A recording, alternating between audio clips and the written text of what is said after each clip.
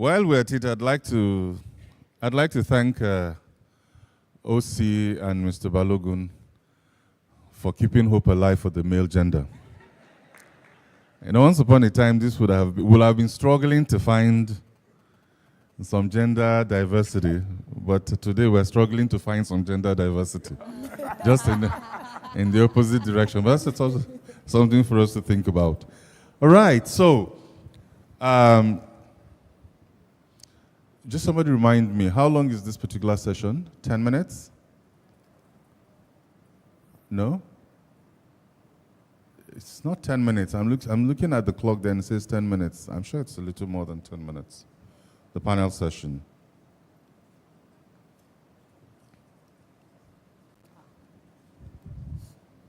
Okay, fantastic.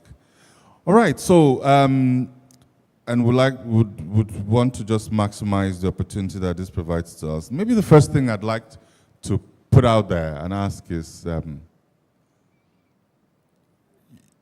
entrepreneurs, if you look at it very strictly, entrepreneurs just really introduce the thought and perhaps create the vehicle that drives, creates the vehicle. But it is the entrepreneurs that build this product and or service, grow it, and continue to build the organization. Yep. So I guess the point of that needs to be reconciled is remuneration. How do you communicate your value and get commensurately remunerated? Is there a structure? Is there a skill to it? How do you really communicate your value and get adequate remuneration for the contribution you make when you get to that point? I'd like to start that with Ms. Filani. Thank you. This is the question, it's the age-old question. I think for me, the first cardinal rule is to never have a conversation around financial compensation in the absence of talking about the value you bring. And I think that's the first mistake we often make, that when we're entering those conversations, we're focused so much on the cash, whether non-cash or cash benefits, and we're not talking about value. The second thing is really around understanding what drives the organization. It's like saying, that saying, when in Rome, do as the Romans do. There's a concept, I'll give you just a simple practical example. There's a concept called executive presence, this idea that you come with confidence, charisma, you're a fantastic communicator. And there's some corporate environments that, for instance, value or prioritize certain characteristics or skills. Now, if you enter a corporate environment that's always purely focused on financial performance, and you're then hinging your desire for compensation purely on financial performance, it's not going to get you. So it's really about understanding what really drives this organization and how are people recognized.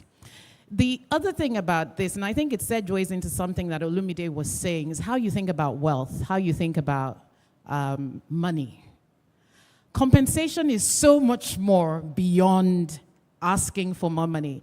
It could be asking for a month to go off and do a course somewhere, or asking for sponsorship for something that means a lot to you, or asking for flexibility in your work arrangements.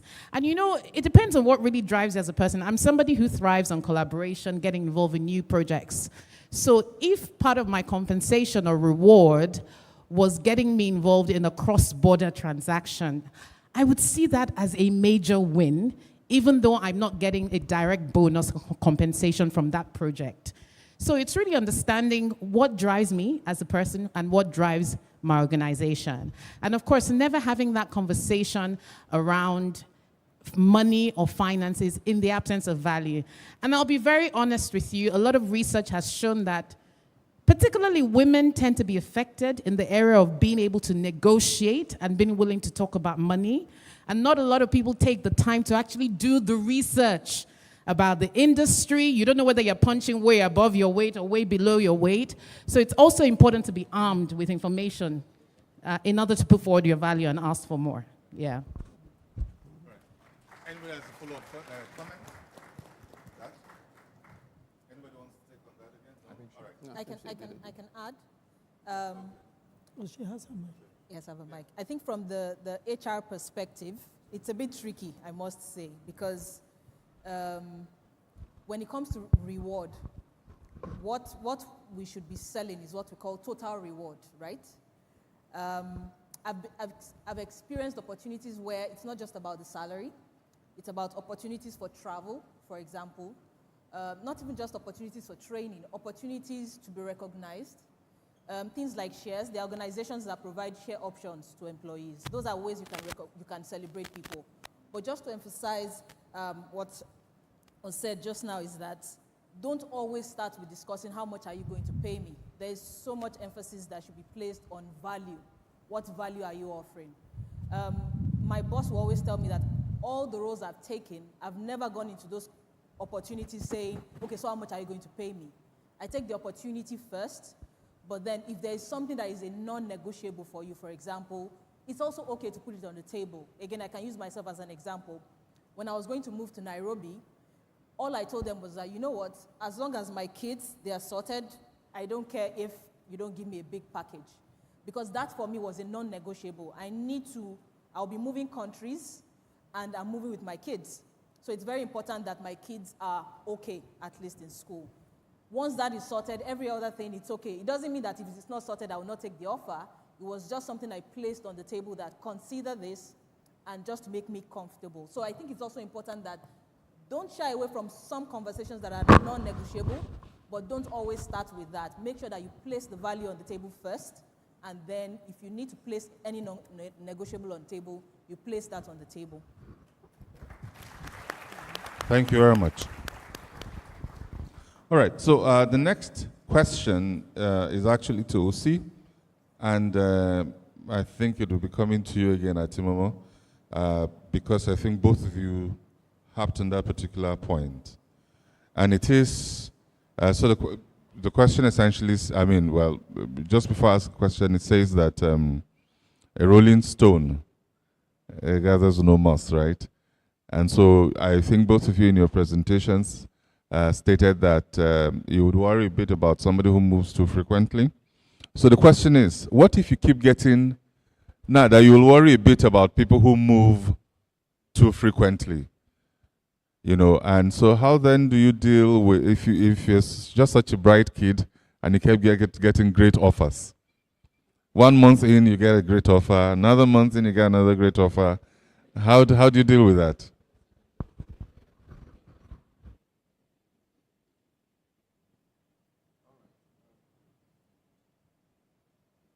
Well, first of all, congratulations, bright kid, for your offers. You see, you need to be careful. I always say, you need to look at life as a long game. Okay, we don't think in the short term only. All right. There will always be offers. There's no doubt about that. There will always be offers. But don't be confused. Don't think because you're the best thing that happened since sliced bread. Okay? You need to stay focused. And it's also a function of what is driving you. What is your motivation, really? Are you motivated by an extra million naira on top of your current pay? Is that really what's driving you? You know, and maybe linking to the first question that was asked about reward. Sometimes reward can come in form of more work. I know it's not attractive, but that's the truth. Because in doing that more work, you're picking up new skills. There's value you're adding to yourself. And posterity will reward you at some point. I talked about the principle of giving and receiving, sowing and reaping. It's fundamental. The problem is, don't expect that you must reap where you sowed. You see, but reaping you must. So that reaping may not happen in that same organization where you're giving so much. Also in the course of my career, I had to take a pay cut to join another organization because I felt I was going to add more value to myself in this other organization, even though I was going to be paid less. And so, especially when you're kind of in the early years of your career, you want to grow depth. You want to build capacity first. So you must shut down some of that noise. And so when I see, somebody moving from one place to the other because you're getting better offers, it kind of is an indication that you're not really sure what you're looking for. And so that's one of the reasons. Secondly, it could be, like I said before, you just were not comfortable with that environment, and you always want to be comfortable. Growth will never be comfortable. It will never be comfortable, okay? And so it's not about being offered something more. You need to stay focused. You need to stay focused and make sure you've acquired sufficient skill to a certain level where you feel, okay, this is the right time to make that call. Because when I'm chatting with you and I see you've been moving around, I try to have more conversations with you to really understand what is driving you, what is your driver. Because what it says to me is that in the next 2 months, somebody else offers you, you're going to leave my company and leave me hanging. And so it's a concern for me. So yes, you're bright, yes, you're smart. I understand that you're getting offers. But ask yourself, what am I getting out of this? And just focus on that, get it done. When the timing is right, you will know that, okay, this is the time to make a move. But don't make moves just because there are better offers out there. I don't think that's a very smart thing to do. Okay. Mr. Timomo?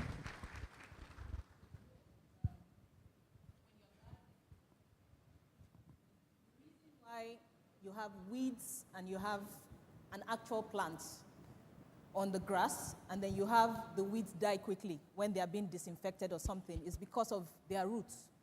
So typically weeds, their roots don't go as deep as the natural plants go. And what am I trying to say is that it's very, very important when you dig deep, build depth. I remember when I moved from Guinness to Novo Nordisk, I got an opportunity to go back to Guinness. And after my first chat to go back to Guinness, I remember my husband asking me one question. I don't know if he remembers. He said, "Are you happy at Novo Nordisk?" And I said, "Yes." So he said, "So why do you want to go back?" And that question stuck with me, that sometimes we're looking for so many things about our profile becoming this. I worked with this, and so I moved to this after 2 years, after 3 years. It's about what other people think, not necessarily about our own personal purpose. And so when we reflect on some of those questions, are you happy? What kind of peace does your job give to you? What kind of depth am I building in the role I have? That will help us build a little more resilience. We're a bit more patient, and it's not just about, oh, I want my profile to look like this. I want LinkedIn to show that, congratulations, you are now. Sincerely, it's not about that. There's so much more to life than just that. You don't need to impress anybody by saying, I need people to know that I am moving. For what purpose? Are you moving internally on your own? So it's very, very important that you be patient, hold on, build the depth, and when the opportunities come to take the next jump, then you're able to build that competence to move to the next thing. Thank you very much. I believe it is Robert Greene in his work Mastery that suggested that most people's work life comprise of 2 phases, the learning phase and the earning phase. Yeah. And if you make decisions during the learning phase of your career that are driven by earning, you may miscarry your career. Yeah. All right, so next question is for Mr. Balogun, very specifically directed to you. So this is for Mr. Olumide, and is then circle it in blue pen. So when he was speaking, I read it, he emphasized on the need to take on more roles, stretch, do hard things with your organization. Now, how do employees in small-scale organizations that do not have structure in place stretch and apply themselves within their job roles in order to grow and build capacity? As we say in this part, one-man business. How do you grow in those spaces? It's a great question. It's a great question. Thanks for the question. Is my mic up yet? Okay. All right, I think it's up now. It's a really good question. I also had the opportunity of working with a one-man business many years ago. and I was doing, I was on the tech side, but I also used to take the calls.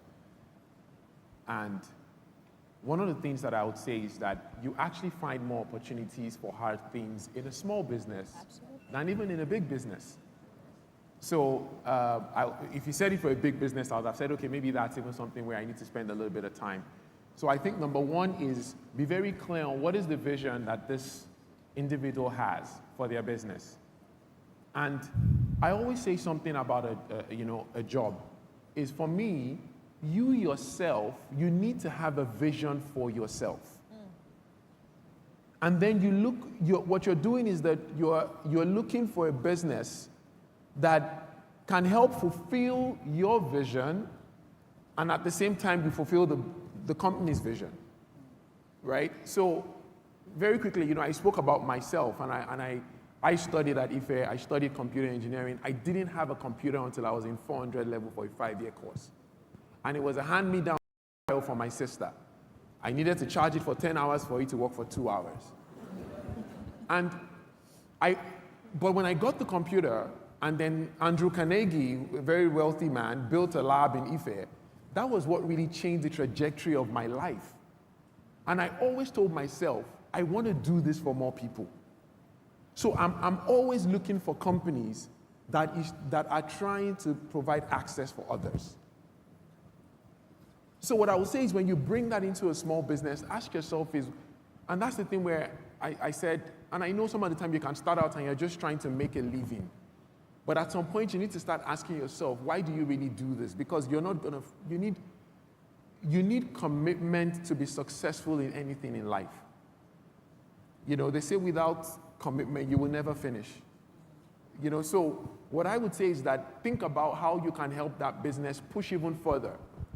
And put a proposal in front of that business owner and say, hey, do you know that we could be doing X? And those are the things that I did when I was working for that one-man business, to the point where, by the way, I was doing this as an IT student. When I was leaving that business, they didn't want me to go. I had to go back and finish do my final year. They didn't want me to leave. When I finished, they were looking for me to come back because I was always saying, no, we should be doing this. No, everyone knew me. Like they'll call and say, I want to speak to Olumide. Nobody else. So how do you think about pushing the envelope for that business, putting a proposal before the business owner and saying, how about you support this and let's help move this business forward? Thank you very much. Ndidi, I know you have a rider, but let me read a question for you, and so you can take both the rider and the question that has been addressed to you. It says, can Ndidi Ukaonu speak more on the career life cycle, especially the degree myth at the taking stage of the cycle? Did you say that? Yeah, so I guess I should start by just piggybacking on something Olumide said. When you ask that question about how can I grow in a small business, that small business is not the only platform you have. There is a lot of power in volunteering. And volunteering doesn't always mean that people look for you to volunteer. You can stand up and say, I would like to work with you for this. And you don't always expect to earn a pay for it. One great place to volunteer will be church. Okay? Mosque, if you're a Muslim.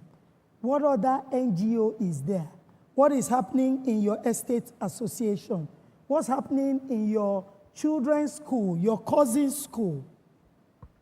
One of my professors at Harvard said something.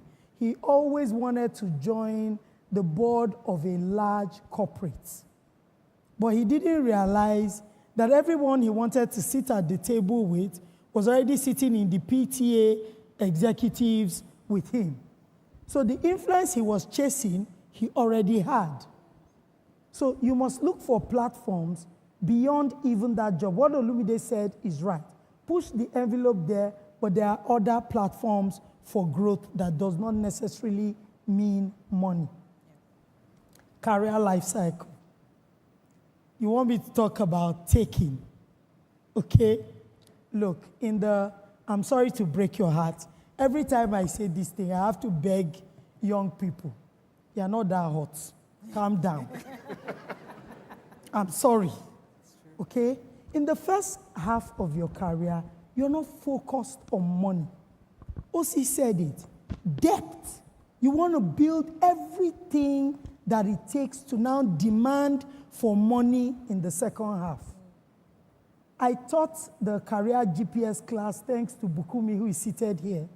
It's the most sought after class that I teach in the CCG circuit.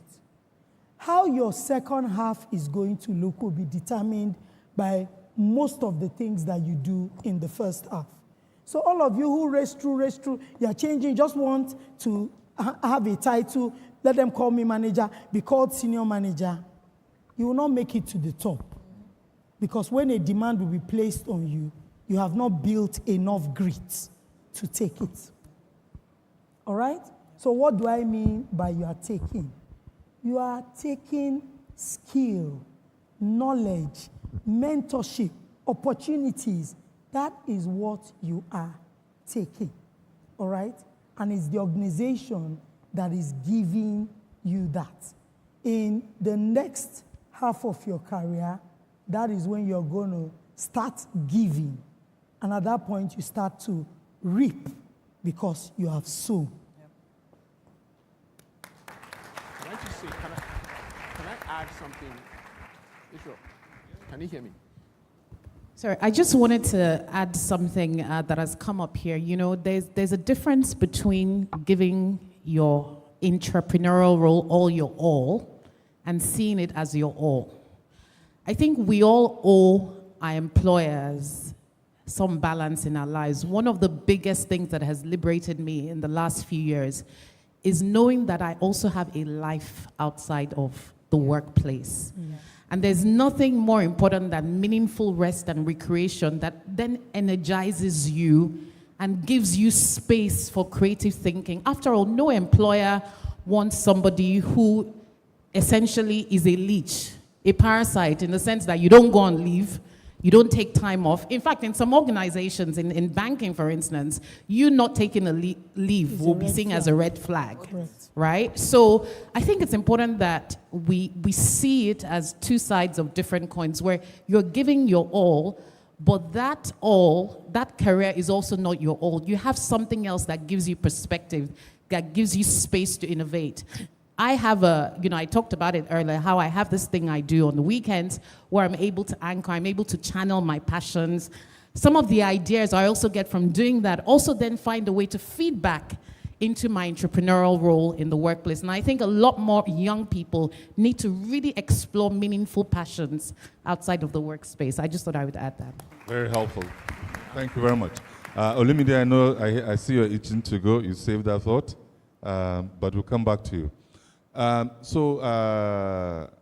Shuaton, I know you, I think it was Gbemi Atimamo that spoke more about mentors, but I'd really struggled to imagine that everybody on this panel, would not have had any serious interaction with mentors. So I'd like to put that question to you, to say, how have you gone about identifying the right mentor, mentors, and/or coaches for you, and how have they helped you in your career? What advice do you have for folks out there? All right, thank you. Thank you very much for that question.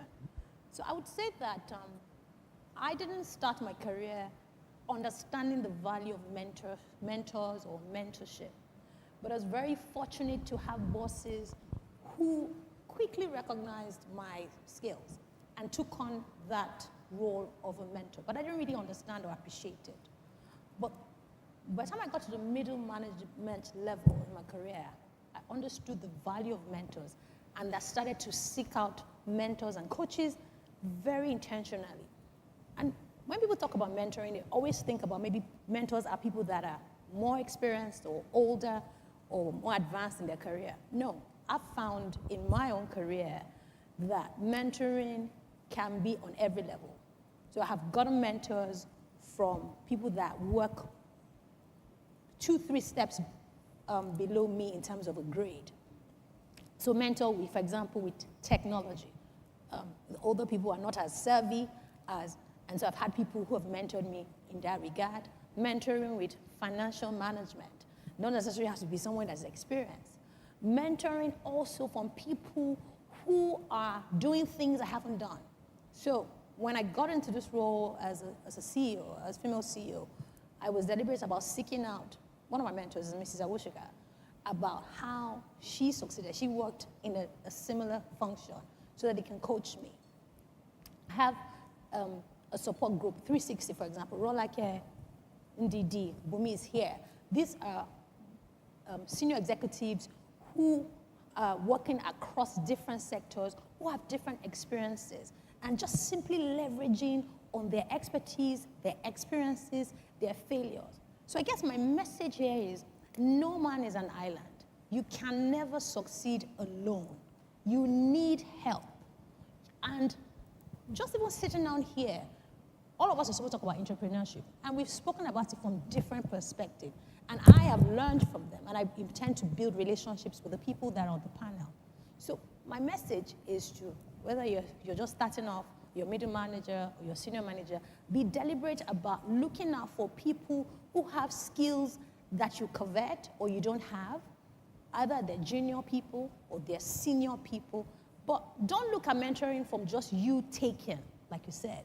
You must see mentoring as value adding. So they're adding value to you, and then you must think about, how can I also add value to this mentor, whether a senior person or a junior person. But if you want to go the extra mile, or if you want to optimize, like I like to say to my team, you need people to either coach you, to guide you, to show you the pitfalls. People have different experiences. So mentoring, coaching is critical, is essential. And I think you have to be deliberate and pray about it and conscious about who you want to help guide you in either your entrepreneurial journey or your entrepreneurial journey. Thank you very much. I just cannot resist the temptation to emphasize a very important point you made there, and that is that mentorship, or indeed any of those kinds of arrangements within that spectrum, because I heard somebody once said, scratch mentors, get a supporter. That's maybe something elevated. And it's true. I mean, there are people who would hold your hand to places and, say that. But again, you have coach, mentor, supporters. That seems to be the spectrum. I mean, something along that spectrum. But at all events, these are people who give you a bit of access to them. And I think we very much lose those relationships when we become takers, when it becomes a one-way street, and it's not reciprocal. I mean, if some named millionaire or billionaire was to give you access today, have you found your destiny helper? Is your next request for house rent? And at that moment, you kill the entire relationship. But assuming it's somebody, and you can say, look, what if I put together your memoir? Now, that's something they don't have, time, to be able to put together their memoir. And so you're giving as much as you're receiving, and quite frankly, you receive just because they give you access to them, more than anything else. So thank you very much. We'll be bringing this to a wrap, and I'll go around the room and ask everyone, beginning with Ndidi Ukano, and just right down the road, 1 minute. That's going to take us above our threshold, but we'll do that, to share with us your closing thoughts. Wow, for me, it's easy. Work is more about you than is about anybody else. And if you take this far enough, you see that through work, even the lives of your children, you will revolutionize that.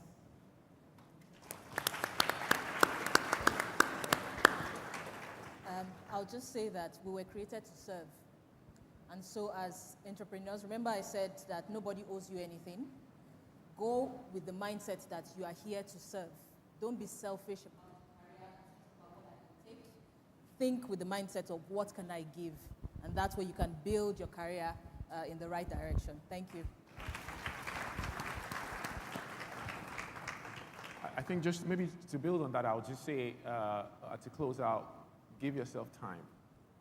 Okay, I know that in the world that we are in today, it's a microwave generation.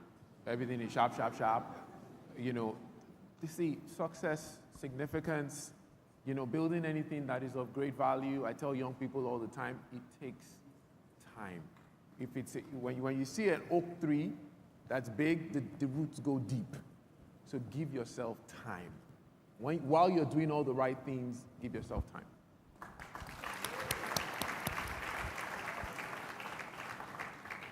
All right, so I didn't have the chance to focus on this point when I was doing my presentation, because I think you had spoken about it. For me, everything is about mindset. Mindset is the singular most important thing for any individual. So I want you to leave here going back to think about, what is my mindset? How do I see life? What do I want out of life? Why am I doing what I'm doing? And if you're able to influence your mindset to think about the impossible, then there's literally nothing that you can't do. So it's all about mindset. Once you have that mindset of an owner, whether it's your company or it's not your company, then the sky is indeed the limit for you. And for us saying that people are moving up and down, just to just add to that, it's actually okay for you to, I actually want you to actually do it. Because you will learn. You will make the mistakes. You understand very quickly that it's not sustainable.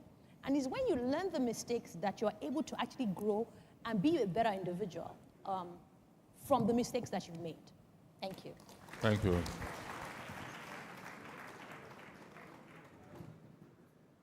Yeah, so I just want to say our perspective to work.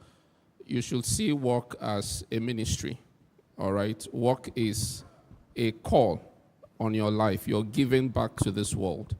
And that's why sometimes I don't fully align with the concept of work-life balance, because for me, work is an integral part of your life.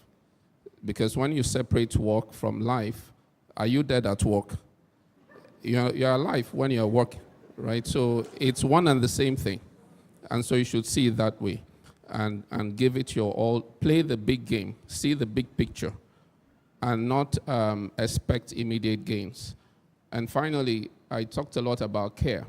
I still think that is very important. That is fundamental. As you go about your business, show some care. Think about how to make life better for others, and value will follow you. Thank you very much.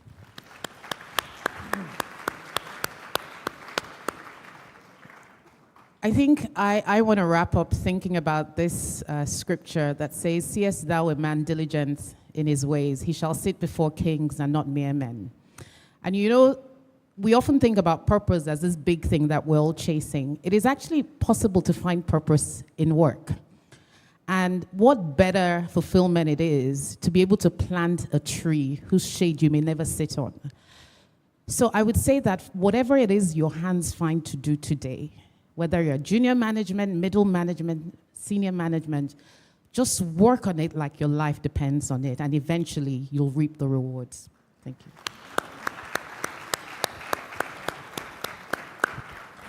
I believe you will all agree that it is practically impossible for me to summarize the things we've heard.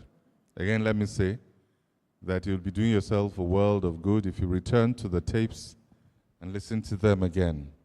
Now, once again, it's hashtag the platform NG35, hashtag Wealth Builders, and platform 35, platform generally. Now, this particular one, 35.1, Wealth Builders, is powered by the Covenant Nation. Now, let us appreciate all the speakers, beginning with Ndidi Kanu, Bemi Atimomo, Olumide Balogun, Ms. Shoeton, OC, and Ms. Filani. Thank you very much, and thank you for rising to your feet, even as we wave them a very big appreciation. Let's hear your shout of appreciation to these people.